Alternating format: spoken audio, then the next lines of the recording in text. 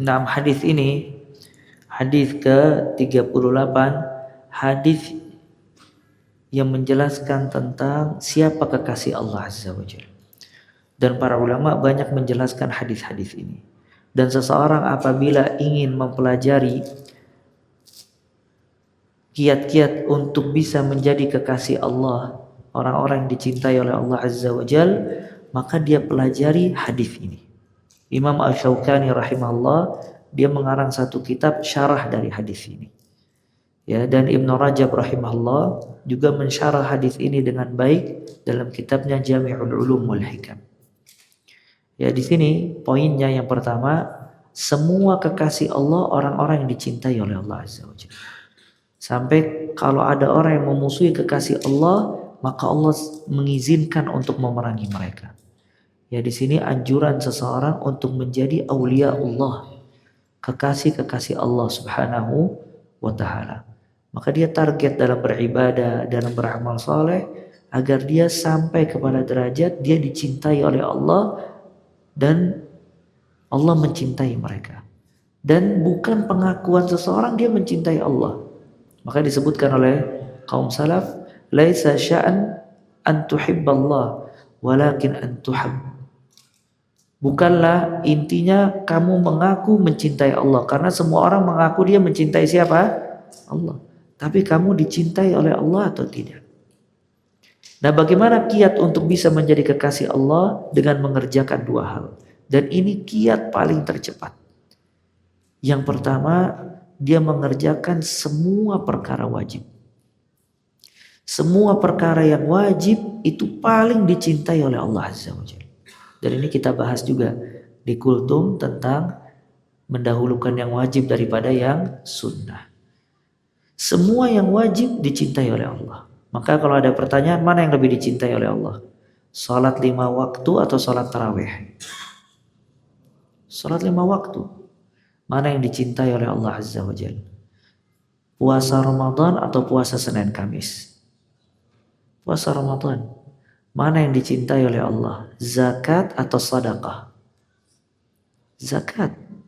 Mana yang lebih dicintai oleh Allah? Infak kepada keluarga atau sedekah kepada fakir miskin? Infak kepada keluarga. Mana yang dicintai oleh Allah? Belajar tentang tauhid dan syirik atau belajar tentang faraid dan yang berkaitan dengannya? Belajar tentang tauhid dan syirik bagi orang yang belum mempelajari tauhid dan syirik. Nah, jadi perkara yang wajib ini semuanya dicintai sama Allah. Ya, maka orang yang pertama kali dia amalkan semua perkara yang hukumnya wajib atas dirinya.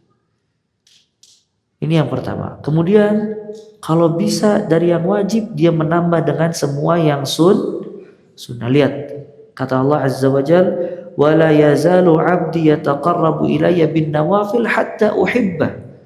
Hambaku mendekatkan diri kepadaku dengan yang sunnah sampai aku benar-benar mencintainya. Maka kalau ada orang menggabungkan dua hal, yang wajib dan yang sunnah, kemudian dia konsisten di dalam menjalankan dua hal ini, dia sangat dicintai oleh Allah Azza wa Jalla. Maka perhatikan dua hal ini, yang wajib dan yang sunnah. Nah, apa buah kalau dia dicintai sama Allah? Lihat, kalau dia benar-benar dicintai oleh Allah, maka pendengarannya, penglihatannya, tangan dan kakinya dijaga oleh Allah Azza wa Jalla. Maksudnya dijaga apa? Siapa yang tahu? Lihat kata Allah, aku menjadi pendengarannya ketika dia mendengar. Aku menjadi penglihatannya ketika dia melihat. Aku menjadi tangannya yang dia bergerak dengannya. Dan aku menjadi kakinya yang dia berjalan dengannya. Maksudnya apa? Kata para ulama, ada beberapa hal. Yang pertama, semua pendengaran, penglihatan dan yang lainnya dijaga dari perbuatan yang haram. Maka Allah tidak rela hambanya dan kekasihnya mata, telinga, tangan dan kakinya sampai berbuat yang haram.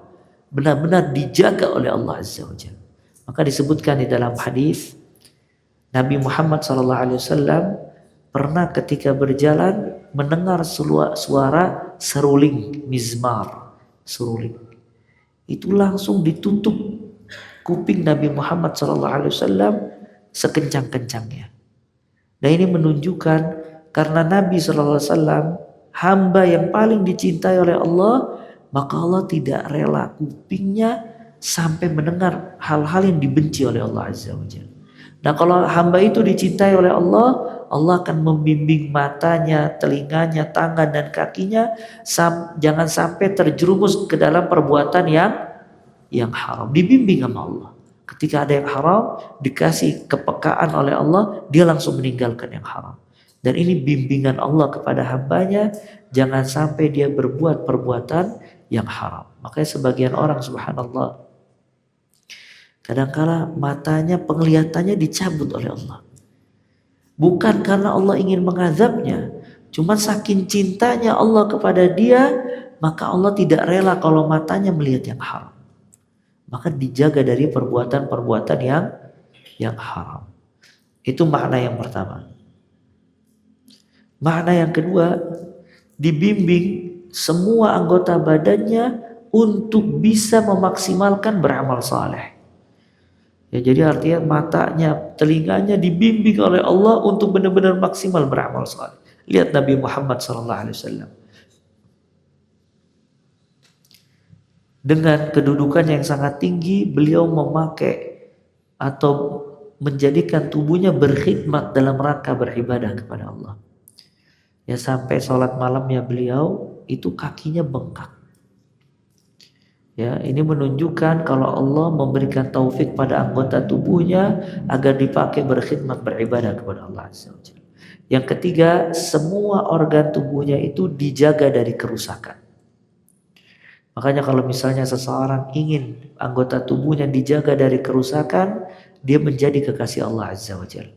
Oleh karena itu sebagian salaf berkata, orang yang hafal Al-Quran, aqluhu la yakhru. Akal orang yang membaca Al-Quran itu tidak akan rusak dan tidak akan pikun. Dan Ibnu Rajab rahimahullah ketika mensyarah hadis ini, beliau mengisahkan tentang kisah seorang ulama. Di usianya yang 90 tahun ke atas, berjalan bersama murid-muridnya, sampai di tengah perjalanan ada sebongkah batu besar. Ini gurunya yang di usia 90 itu bisa meloncati batu yang besar itu sebagaimana anak muda meloncati batu, hingga murid-muridnya kaget. Kata murid-muridnya, "Ya Syekh, kok kamu bisa di usia tua ini masih segar bugar sampai bisa loncat tadi?" Maka kata ulama tadi, "Ya bunayya, hadhil ajsam lillah." Wahai anakku, sesungguhnya badan ini milik Allah.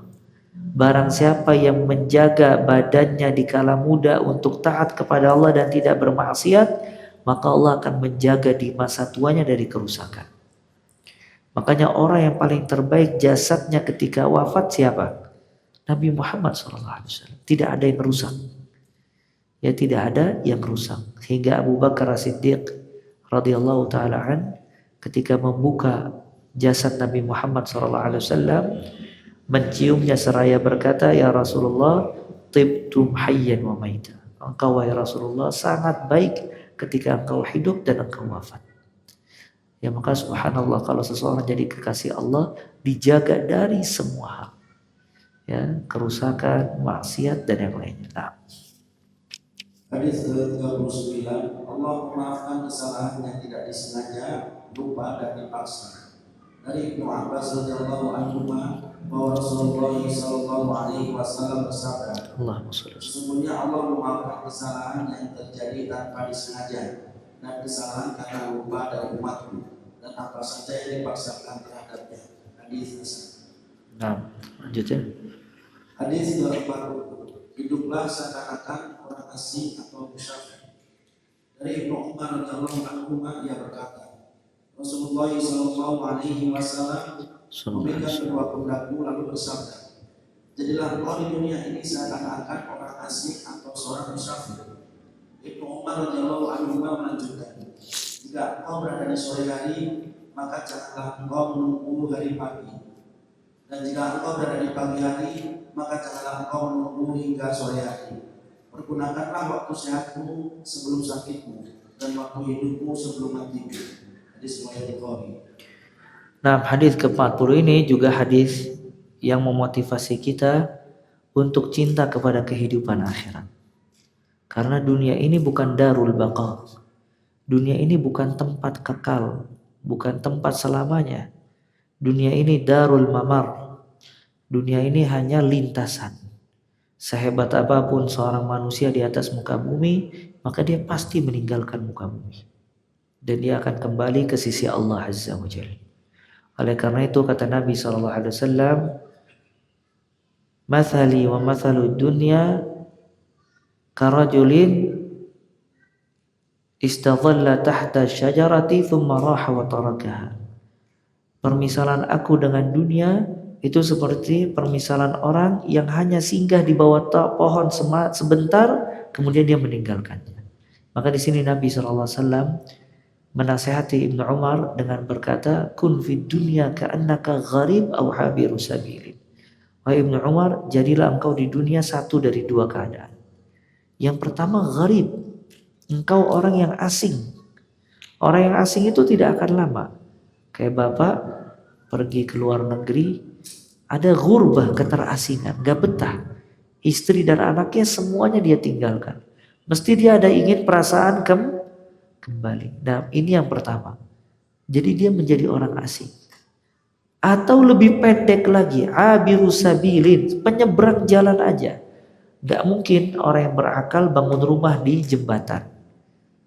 Orang tempat lalu lalang. Karena jembatan itu hanya lintasan sementara. Nah, ini hadis ini menunjukkan kalau di dunia ini sementara, maka dia harus memanfaatkan keadaannya sebaik mungkin untuk beramal saleh. Maka ditafsirkan oleh Ibnu Umar radhiyallahu taala an, "Idza asbahta fala tantaziril masa." Kalau kamu di pagi hari jangan sampai nunggu sore hari. Makanya subhanallah, seseorang katakanlah dia di pagi hari gak baca Al-Quran. Dia bilang nanti di sore anak ingin baca Al-Quran. Belum tentu di sore hari dia bisa baca Al-Quran. Maka waktu yang kelewat itu gak bisa kembali.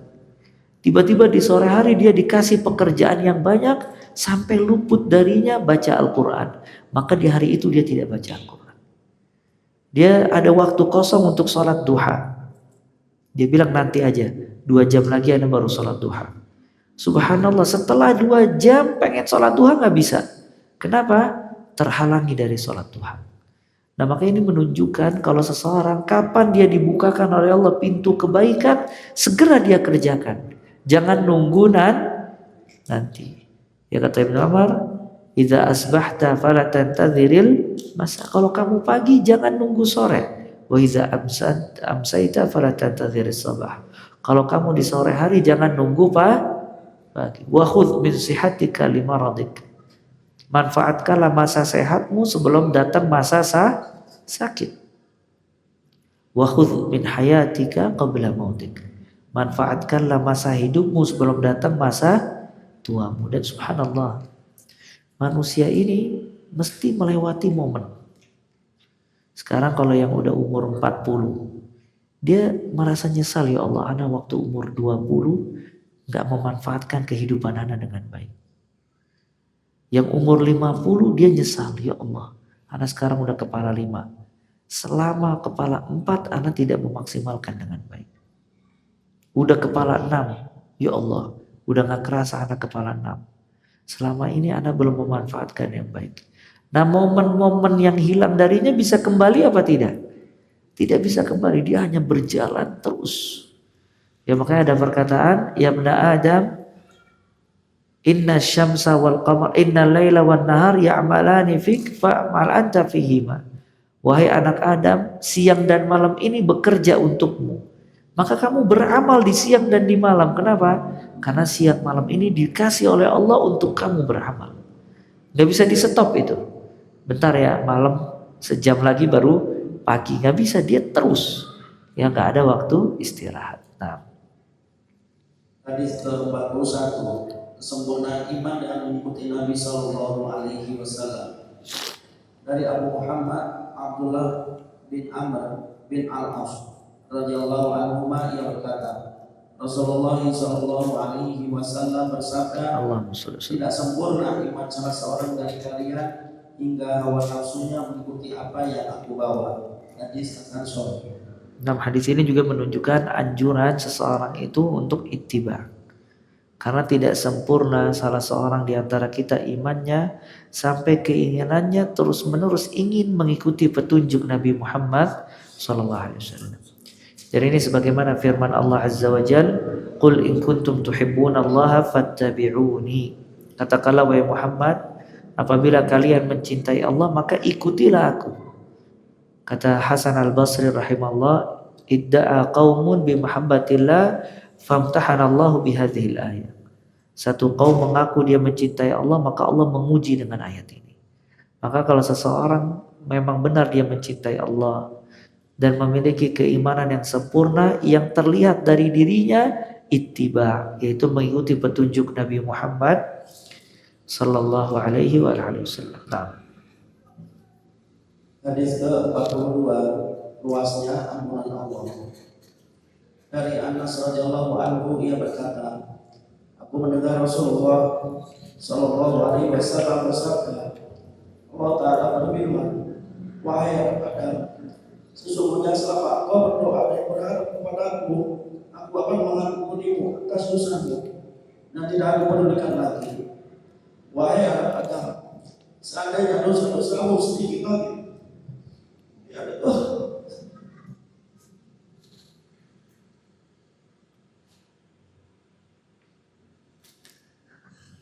Nah, hadis terakhir ini hadis tentang luasnya rahmat Allah Azza wa Jalla. Dan ini termasuk dari fikih Imam Nawawi rahimahullah, dan kebaikannya dia menutup kitab hadisnya ini dengan luasnya rahmat Allah Subhanahu wa taala. Di sini ada 3 hal yang apabila dilakukan oleh seorang hamba itu dapat mengampuni dosa-dosanya. Yang pertama, kata Allah Azza wa Jalla, ya ibna Adam, innaka ma da'awtani wa rajautani ghafartu laka ala ma kana minka wa la ubali. Wahai anak Adam, selama engkau berdoa kepadaku dan berharap kepadaku, maka aku akan mengampuni dosamu dan aku tidak peduli. Maka ini menunjukkan seorang hamba selama dia berdoa dengan harapan penuh, maka diampuni dosanya oleh Allah Azza wa Jalla. Ya, ketika dia berbuat dosa, kemudian dia mengucapkan Allahumma ighfirli, ya Allah ampunilah aku, dengan raja dan harap, maka diampuni dosanya oleh Allah Azza wa Jalla. Karena Allah Ta'ala tidak mengabulkan doa seorang hamba min qalbin lahin ghafil, dari hati yang lalai dan berbuat sia-sia. Maka di sini anjuran untuk senantiasa berdoa kepada Allah, karena doa itu sebab mengampuni dosa. Kemudian Allah Ta'ala juga berfirman, ya ibna Adam, law balaghat dhunubuka ananas sama. Wahai anak Adam, kalau seandainya dosamu sampai ke ujung langit, subhanallah. Lihat, balaghat dhunubuka ananas sama. Kalau seandainya dosamu sampai ke ujung langit, thumma astaghfartani ghafartu lak. Kemudian engkau mengampuni aku, niscaya aku akan kemudian engkau meminta ampun kepadaku, niscaya aku mengampuni. Ya, jadi sebanyak apapun dosa seorang hamba, selama dia beristighfar dan meminta ampun kepada Allah Azza wa Jalla, selama itu pula Allah akan mengampuni dosanya. Maka yang kedua, istighfar kepada Allah itu sebab mengampuni dosa. Ya, makanya seorang hamba jangan suka mengecilkan rahmat Allah Azza wa Jalla. Sebejat apapun keadaannya, sebesar apapun dosa yang dia lakukan, selama dia beristighfar kepada Allah dengan istighfar yang benar, selama itu pula Allah akan mengampuni dosanya. Dan yang terakhir, seorang hamba apabila mentauhidkan Allah dan tidak berbuat syirik, maka tauhid dan tidak berbuat syirik akan mengampuni dia di hari kiamat kelak. Kata Allah Azza wa Jalla, ya ibna Adam, law ataitani biqurabil ardi khataya. Wahai anak Adam, kalau seandainya engkau datang kepadaku seluas bumi kesalahan. Lihat, seluas bumi kesalahan. thumma laqitani la tusyriku bi syai'a. Kemudian kau berjumpa kepadaku, tidak berbuat syirik kepadaku dengan sesuatu apapun juga. Artinya dia berjumpa kepada Allah dengan tauhid yang sempurna dan tidak berbuat syirik kepada Allah. Tauhid yang sempurna itu kata para ulama yang tidak tercampur dengan 3 hal.